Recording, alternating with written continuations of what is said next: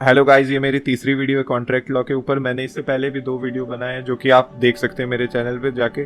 तो आपको ज़्यादा अच्छा से समझ आएगा कि मैं इस वीडियो में क्या बात कर रहा हूँ। तो मेरे पिछले वीडियो में आपने मुझसे पूछा था कि आप कौन सी बुक रेफ़र करते हो, तो मैं आपको सजेस्ट करूँगा कि आप अवतार सिंह या फिर आर के बांगिया, इन दोनों बुक में से कोई भी बुक रेफ़र कर सकते हो। ये दोनों अच्छी बुक है और लैंग्वेज के मामले में ये दोनों भी बहुत ईजी है। तो चलिए स्टार्ट करते हैं कंसिडरेशन। तो कंसिडरेशन हम लोग सबसे पहले एक लैटिन मैगजीम देखेंगे। तो न्यूडन पैक्टम एक्स क्यो नॉन ऑरिटर एक्शन। तो इस मैक्सिम का मतलब है एक्शियो। इस मैक्सिम का मतलब है out of naked no agreement is possible. यहाँ पे नेकेड का मतलब हुआ without consideration no contract is possible. तो इससे हम लोग को पता चलता है कि कंसिडरेशन का कितना इंपॉर्टेंट रोल है कॉन्ट्रैक्ट बनाने में। तो हम लोग डेफिनेशन जान लेते हैं कि कंसिडरेशन क्या है, तब हमें अच्छे से समझ आएगा। तो यहाँ पे हम लोग 2 डेफिनेशंस देखेंगे, एक है ब्लैकस्टोन ने जो दिया और दूसरा पॉलॉक ने। तो ब्लैकस्टोन के डेफिनेशन को देखते हैं। तो ब्लैकस्टोन ने कहा है कि consideration is the recompense given by the party contracting to other. तो इन्होंने कहा है कि एक पार्टी दूसरे पार्टी को रिकम्पेंस करती है, दूसरे पार्टी जिससे वो कॉन्ट्रैक्ट कर रही है किसी एक्ट के लिए। अब दूसरा डेफिनेशन जो है पॉलॉक का है। पॉलॉक ये कहते हैं कि consideration is the price for the promise of the other is brought and promise thus give for value is enforceable. तो इससे कंसिडरेशन पॉलॉक ये बताते हैं कि वो प्राइस है, वो दाम है जिससे हम लोग दूसरे का प्रॉमिस खरीदते हैं, और प्रॉमिस का तब कोई एक वैल्यू हो पाता है जिसको हम लोग इन्फोर्स करवा सकते हैं। तो अब चलिए हम लोग इंडियन कॉन्ट्रैक्ट एक्ट के पर्सपेक्टिव से देखेंगे कि क्या है कंसिडरेशन। तो Indian contract act section 2D में डिफाइन करता है कि क्या है कंसिडरेशन। तो वो उसका वर्ड है, मैं पढ़ के बताऊंगा। जो मैंने इंपॉर्टेंट वर्ड यहाँ पे मार्क कर दिया है 1 2 3 4 5। तो ये पांचों पार्ट मिलके पूरा डेफिनेशन बनता है। तो सबसे पहले कि at the desire of promiser.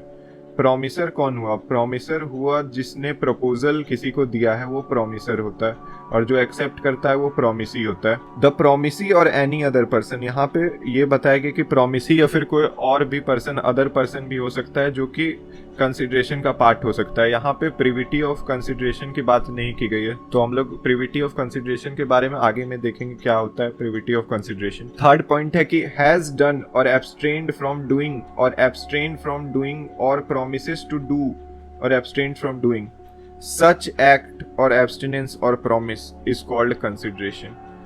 तो क्या होता है कि प्रोमिसर के डिजायर पे, प्रोमिसर के चाहने पे, अगर प्रोमिसी या फिर कोई अदर पर्सन कुछ काम करता है या नहीं करता है, या फिर कुछ प्रॉमिस करता है करने के लिए, तो उसको कंसिडरेशन बोला जाएगा। तो गाइज अब हम लोग समझेंगे at the desire and not at the desire का मतलब क्या है ऑफ द प्रोमिसर। तो सबसे पहले एट डिजायर ऑफ प्रोमिसर। तो एट डिजायर ऑफ प्रोमिसर के अंडर हम लोग एक केस लॉ देखेंगे जिससे हम लोग को क्लियर हो जाएगा कि एट डिजायर ऑफ प्रोमिसर क्या होता है। तो केदारनाथ वर्सेस गौरी मोहम्मद का केस यहाँ पे बहुत इंपॉर्टेंट है। तो गौरी मोहम्मद जो होते हैं, उन्होंने केदारनाथ को ये बोला होता है कि तुम टाउन हॉल बनवाना स्टार्ट करो, मैं उसके लिए मैं पेमेंट कुछ करूंगा, मैं उसके लिए तुम्हें हेल्प करूंगा टाउन हॉल बनाने में। तो ये सुन के, गौरी मोहम्मद की ये स्टेटमेंट को सुन के केदारनाथ स्टार्ट करवा देता है। और जब टाउन हॉल बन रहा होता है और टाउन हॉल बनने के में जो प्रोसेस खर्च होते हैं वो जब नहीं गौरी मोहम्मद देते हैं तो केदारनाथ केस कर देता है। तो अब यहाँ पे कोर्ट देखती है क्या ये प्रोमिसर चाहते थे।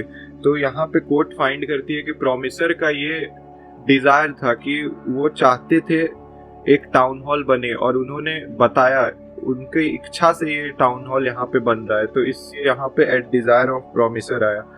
अब यहाँ पे दूसरा केस जो not at the desire of promisor, हम ये दोनों केस समझ के अच्छे से समझ जाएंगे इस टर्म का meaning, at desire and not at desire of promisor. तो दुर्गा प्रसाद वर्सेस बलदेव के केस में क्या हुआ था? दुर्गा प्रसाद जो प्लेंटिफ था, उसको कलेक्टर से ये ऑर्डर मिला था कि तुम बाजार में कुछ शॉप्स क्रिएट करो।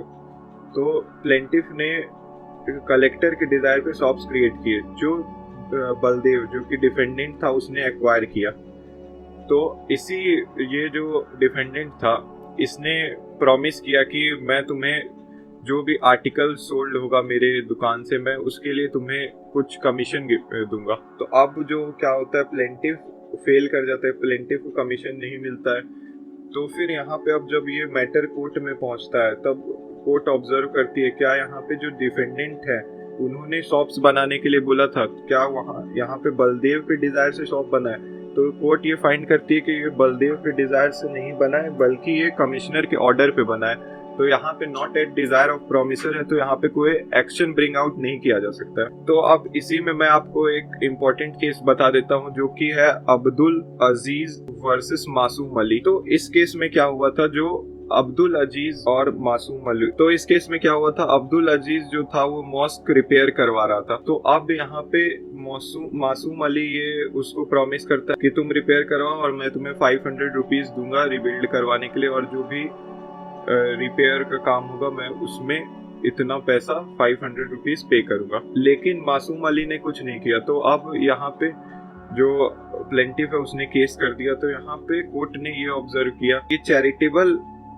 इंस्टीट्यूशन में कोई भी पर्सन प्रॉमिस करता है तो उसके लिए सू नहीं किया जा सकता है। चैरिटेबल एक्ट में यहाँ पे डिफेंडेंट का कोई डिजायर नहीं दिखता है। तो कोर्ट ने ये बोला कि thus where the defendant had agreed to pay from time to time out of his own pocket certain sums proportionate to the value of good imported by him to a charitable society, the promise was held to be not enforceable being without consideration। तो basically court ने कोई भी charitable institution के लिए contract enforceable नहीं होता है, क्योंकि यहाँ पे जो कंसिडरेशन ही नहीं होता है, कोई तरह का कंसिडरेशन नहीं होता है, इस कारण से यहाँ पे कॉन्ट्रैक्ट को इन्फोर्स नहीं किया जा सकता है। और वहीं पे केदारनाथ वर्सेस गौरी मोहम्मद के केस में यहाँ पे गौरी मोहम्मद ने खुद ये जताते हुए बोला कि टाउन हॉल चाहिए, क्योंकि टाउन हॉल वो खुद पर्सनली यूज भी करने वाले थे और उनके लिए बेनिफिट के लिए भी था।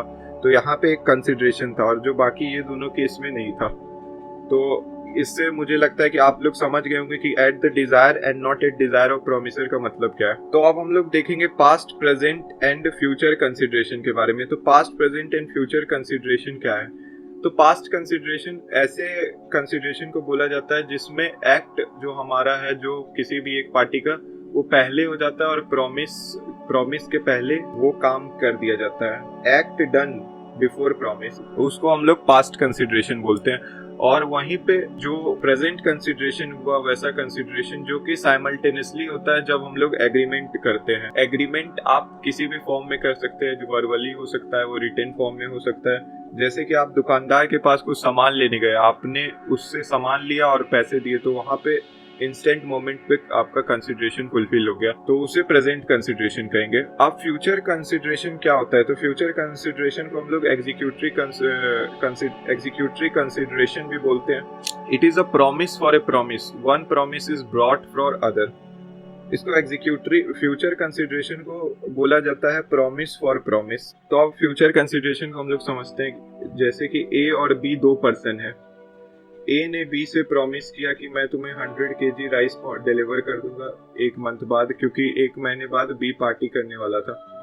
तो बी ने ये प्रॉमिस किया कि मैं तुम्हें डिलीवरी के टाइम पे पैसे दे दूंगा 100 kg राइस के।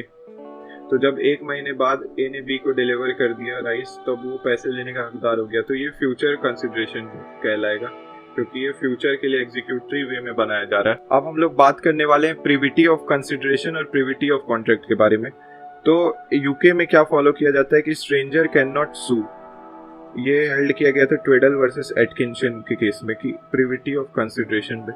इंडिया में ये कॉन्सेप्ट है कि any other person can bring consideration. तो हम लोग देखते हैं कि एनी अदर पर्सन का मतलब क्या है। तो हम लोग एक केस के थ्रू समझेंगे जो कि है चिन्नैया वर्सेस रमैया का केस। तो इसमें क्या होता है, एक लेडी होती है जिसने अपनी प्रॉपर्टी अपनी डॉटर को गिफ्ट डीड के थ्रू दी होती है, और वो डीड रजिस्टर भी होता है। और उस गिफ्ट डीड का एक टर्म होता है कि तुम अपनी वो बेटी को डायरेक्ट करती है कि तुम हर मंथ ₹650 मेरी सिस्टर को देना, जो कि प्लेंटिफ है। और लेडी ने ये प्रॉमिस कर रखा था अपनी सिस्टर से, और इसी लेडी ने अपनी डॉटर को ये बोला था कि तुम अब डायरेक्टली इसको पैसे देना। तो अब जब कॉन्ट्रैक्ट इन दोनों के बीच में है, क्या यहाँ पे सिस्टर सू कर सकती है? क्या जो सिस्टर है वो डॉटर से अपना ₹653 क्लेम कर सकती है? तो कोर्ट ने ये हेल्ड किया था कि जो डेफिनेशन दिया गया है सेक्शन 2D में एनी अदर पर्सन का, वो किसी भी उससे ये पता चलता है कि एक वैलिड कंसिडरेशन है। और कंसिडरेशन का सिर्फ ये मतलब नहीं है कि वो सिर्फ प्रॉमिसी की तरफ से आए, it can flow from any other person who is not party to such contract. तो ऑनरेबल कोर्ट ने ये हेल्ड किया था कि right to recover annual sum of ₹653 is valid and plaintiff can recover the due. तो अब हम लोग बात करते हैं प्रिविटी ऑफ कॉन्ट्रैक्ट के बारे में। तो इंडिया में प्रिविटी ऑफ कॉन्ट्रैक्ट है, मतलब कोई भी स्ट्रेंजर किसी भी पार्टी को सू नहीं कर सकता है। अगर ए और बी ने कॉन्ट्रैक्ट किया है तो तीसरा पर्सन सी यहाँ पे केस नहीं फाइल कर सकता है, सूट फाइल नहीं कर सकता है ए या बी के अगेंस्ट। तो आप कुछ एक्सेप्शन है इसको प्रिविटी ऑफ कॉन्ट्रैक्ट के, तो हम लोग देखते हैं। तो सबसे पहला है कि बेनिफिशियरी अंडर ट्रस्ट। तो जो भी ट्रस्ट होते हैं उसके बेनिफिशियरी, अगर उनके बीच में कोई डायरेक्ट कॉन्ट्रैक्ट भी नहीं हुआ लेकिन वो अपनी राइट को इन्फोर्स करने के लिए एक किसी भी थर्ड पार्टी पे सू कर सकते हैं अगर वो नहीं भी है पार्टी कॉन्ट्रैक्ट में। अब यहाँ पे दूसरा है example marriage settlement partition and other family arrangement. तो marriage settlement partition and other family arrangement में क्या होता है, जो फैमिली मैटर्स होते हैं वो बेनिफिट किसी भी पर्सन के बेनिफिट के लिए बनाए गए। तो जो फैमिली अरेंजमेंट है वो उसके प्रोविजन किसी भी पर्सन के बेनिफिट के लिए बनाए गए। तो इसलिए अगर वहाँ पे थर्ड पार्टी अगर सू नहीं कर सकती है तो वो पर्पस फुलफिल नहीं हो पाएगा। तो इस कारण से एक पर्सन जो पार्टी नहीं भी है वो भी इन्फोर्स करवा सकता है क्योंकि ये बेनिफिशियरी प्रोविजन है। तो अब हम लोग देखेंगे सुप्पू अमल वर्सेस सुब्रमण्यम का केस। तो इस केस में क्या हुआ था, एक हिंदू अनडिवाइडेड फैमिली होती है जिसके 2 भाई होते हैं जो अपनी मदर के मेंटेनेंस के लिए ₹300 ईच, दोनों मतलब 300 देने को राजी होते हैं और दोनों के बीच में एक कॉन्ट्रैक्ट होता है। तो अब वो किसी कारण से ये अमाउंट नहीं पे कर पाते, तो अब कोर्ट हेल्ड करता है कि मदर सू कर सकती है although she is not party in the contract but she can enforce her right. अब हम लोग थर्ड सिचुएशन की ओर बढ़ते हैं जो कि एक्नॉलेजमेंट और स्टॉपल। तो इस केस में क्या होता है कि अगर ए बी के साथ एग्री करता है कि वो सी को पैसे देगा, जैसे कि हमने इस केस में देखा था चिन्नैया वर्सेस रामैया के केस में, तो सी भी यहाँ पे ए के खिलाफ सूट ब्रिंग कर सकता है। तो ये थे 3 एक्सेप्शन जो कि प्रिविटी ऑफ कॉन्ट्रैक्ट से रिलेटेड है। तो अब हम लोग आगे बढ़ते हैं। तो हम लोग अब देखते हैं कुछ फीचर्स कंसिडरेशन के। तो सबसे पहला है कि कंसिडरेशन का कुछ वैल्यू होना चाहिए। तो चिदम्बरा वर्सेस PS रांगा के केस में ये हेल्ड किया गया था कि कंसिडरेशन का कुछ वैल्यू होना चाहिए, वो वैल्यूलेस नहीं हो सकता है, चाहे वो किसी एक्ट के थ्रू आए चाहे वो मनी के थ्रू आए, तो कुछ ना कुछ कंसिडरेशन के का एक वैल्यू होना चाहिए। कंसिडरेशन बिना वैल्यू के नहीं हो सकता है। यूनिलेटरल प्रोमिसेस, तो हमने जब देखा था अब्दुल अजीज वर्सेस मासूम अली का केस जो कि था मॉस्क को लेकर, तो उसमें हमने डिस्कस किया था कि जो यूनिलेटरल प्रोमिसेस है, जैसे एक तरफा प्रॉमिस जहाँ पे कोई कंसिडरेशन नहीं, वो इन्फोर्स नहीं करवाया जा सकता है। तो थर्ड फीचर है कि फॉरबियरेंस टू सू एज कंसिडरेशन। बहुत सारे सिचुएशन में ये होता है कि पार्टी ये कॉन्ट्रैक्ट करती है कि तुम मुझे सू मत करना, तो ये भी एक वैलिड कंसिडरेशन का पार्ट है। तो अब हम लोग देखते हैं कि कंसिडरेशन के कुछ एक्सेप्शन। तो हम जनरल रूल ये कहती है कि अगर कोई भी एग्रीमेंट विदाउट कंसिडरेशन है तो वो वॉइड होगा। तो इन 3 सिचुएशन के अंडर वो कंसिडरेशन वॉइड नहीं होगा। तो पहला है कि जो कंसिडरेशन, तो पहला है कि the consideration made out of natural love and affection. दूसरा है promise to compensate for past voluntary service. तीसरा है promise to pay time barred debt. तो हम लोग एक एक करके समझते हैं कि क्या क्या है। तो सबसे पहला जो है कि agreement made out of natural love and affection. तो इसमें अगर हम लोग सेक्शन 25 रीड करते हैं तो सेक्शन 25 में ये क्लियरली बताया गया कि नेचुरल लव एंड अफेक्शन का ये मतलब है कि अगर आपका एग्रीमेंट एक्सप्रेस्ड है राइटिंग में और रजिस्टर्ड है and that agreement is made on the account of natural love and affection between parties standing in near relation to each other. तो यहाँ पे आपको 3 टर्म बहुत इंपॉर्टेंट देखने को मिलेंगे। सबसे पहला है कि राइटिंग में होनी चाहिए, दूसरा है कि रजिस्टर्ड होना चाहिए, और तीसरा है कि out of natural love and affection between parties standing in near relation. तो ये अगर ये 3 कंडीशन फुलफिल हो गए तब यहाँ पे विदाउट कंसिडरेशन कोई एक कॉन्ट्रैक्ट बन सकता है। तो यहाँ पे अब हम लोग एक केस देखते हैं जो कि है राज लखी दावे वर्सेस भूतनाथ। तो इस केस के मैं फैक्ट्स आपको बता देता हूँ, तो आप इसका जजमेंट खुद आप डिसाइड करना कि इसमें क्या जजमेंट हुआ था। तो द डिफेंडेंट जो होता है वो अपनी वाइफ से प्रॉमिस करता है कि मैं हर मंथ कुछ पैसे दूंगा अगर तुम मुझसे अलग रेसिडेंस में रहती हो, एज ए मेंटेनेंस मैं तुम्हें ये दूंगा। तो ये एग्रीमेंट एक रजिस्टर्ड डॉक्यूमेंट में भी लिखवा लिया गया था और उनके बीच में कुछ लड़ाइयाँ भी चलती रहती थी।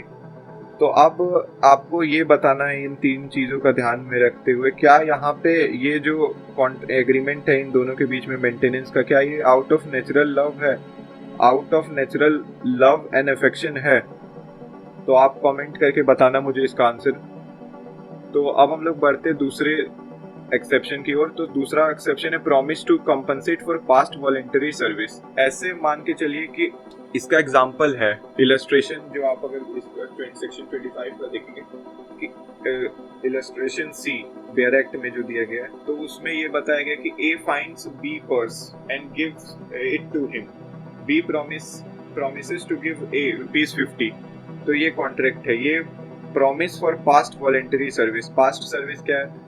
अब ए ने बी का पर्स खोज लिया और बी ने खुशी से ए को ₹50 प्रॉमिस किया, तो ये कॉन्ट्रैक्ट हो गया। इसमें कोई कंसिडरेशन नहीं है बी के, इसमें कोई भी कंसिडरेशन नहीं है बी के साइड से। लेकिन यहाँ पे पास्ट वॉलेंटरी सर्विस जो कि ए ने किया था, ए ने बी का पर्स खोजा था। तो अब तीसरा सिचुएशन है कि promise to pay time barred debt. तो अगर इसका हम लोग सेक्शन 25 सबसेक्शन 3 देखेंगे, तो it is a promise made in writing and signed by the person to be charged therewith or by his agent generally or specially authorized in that behalf to pay wholly or in part a debt of which the creditor might have enforced payment but for the law of limitation of suit। मान के चलिए कि आपका नाम है मोहन, आपने राम को पैसे दिए थे। अब आप इंडिया में रहते हो, तो आप लिमिटेशन पीरियड जो होते हैं पैसे रिकवरी करने के, वो पार हो गया और आपने राम को 10 लाख रुपीस दी थी और लिमिटेशन पीरियड भी पार हो चुका है। अब आपका टाइम, आप केस भी नहीं कर सकते हो। तो अब यहाँ पे राम प्रॉमिस करता है कि मैं 10 लाख तो नहीं, 5 लाख रुपीस तुम्हें पे कर दूंगा। तो यहाँ पे ये जो प्रॉमिस हुआ, ये बिना किसी कंसिडरेशन के है, तो इसी को हम लोग promise to pay time barred date कहते हैं। तो अगर हम लोग ने किसी से पैसा लिया और वो टाइम पीरियड पार हो चुका है, लेकिन हम लोग अच्छे पर्सन है और हम लोग को देना है उसको पैसा, so we want to give money to him, but due to limitation period we are not able to give him the money, give him back the money, but we agreed that we will pay some of the money, or we can agree to give him full compensation, full amount of the money. So whatever we want, we can make a promise to pay. There is no force that you should agree on 100% of amount. You can even agree to 75% or less, because there is no time period to file a case. So these 3 are all exceptions. So thank you guys for watching my video. Now you can ask your question in comment section, and if you have any doubt, please feel free. I will reply whenever I see your message. Thank you guys.